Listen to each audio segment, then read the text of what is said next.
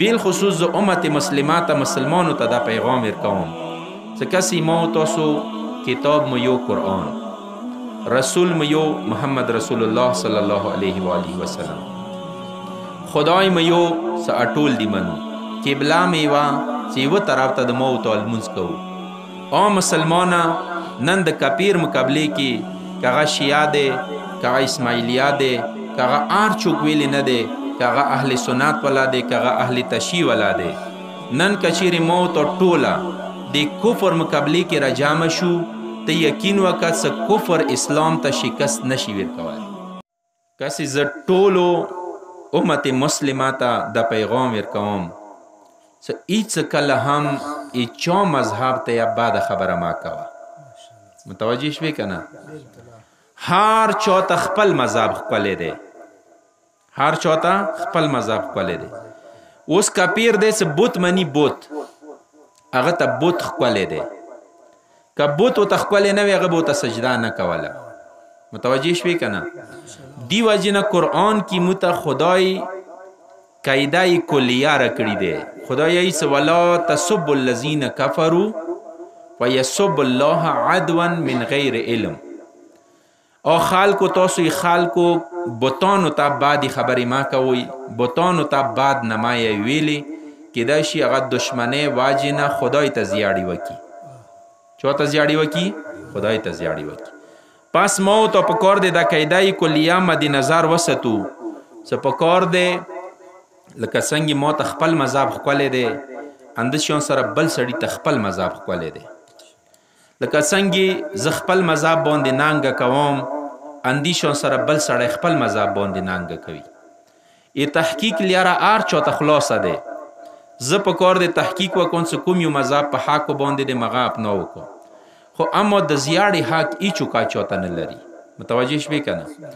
که چیرې مثلا زه بل چا مذهب ته بعد الفاظ استعمالوم، هغه بې ما مذهب ته بعد الفاظ استعمالوي.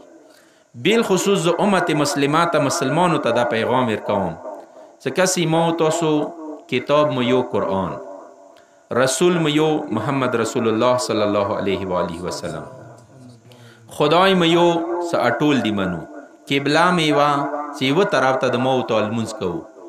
او مسلمانه نن د کپیر مقابلې کې که هغه شیعه دی، که هغه اسماعیلیه دی، که هغه هر څوک ویلی نه دی، که هغه اهل سنت والا دی، که هغه اهل تشیع والا دی، نن که چیرې ما ته ټوله د کفر مقابلې کې راجامه شو، ته یقین وکړه څه کفر اسلام ته شکست نشي ورکولی. متوجه شوې که نه؟ کفر اسلام ته شکست نشي ورکولی. اسلام یو دوره پاک مذهب دی، یو داسې پاک دین دی چې دی باندې څوک اعتراض نشي کولی، و د اعتراض حق څوک نه لري چې اسلام باندې اعتراض وکړي. اعتراض داسې نشي کولی چې کیدای شي هر یو شي کې خمې ورکوي، خو اما اسلام دین کې خمې نشته. د ما و تاسو نن سبا د یوه بل وینه بیو، ته یقین وکړه چې دا د ما و ته نه بیو، دا د امریکې والا ډالر بیوي، دا د ما و ته نه بیو، دا د اسرائیل والا پیسه بیوي. ویلې واجه څه دی؟ مسلمان خپلو منځو کې داسې اخطا کړل چې یوه بل باندې اخطا کړل، ویلې اخطا کړل مسلمان. ایدی واجه دا دی چې اسلام مذهب دنیا کې بدنام کی.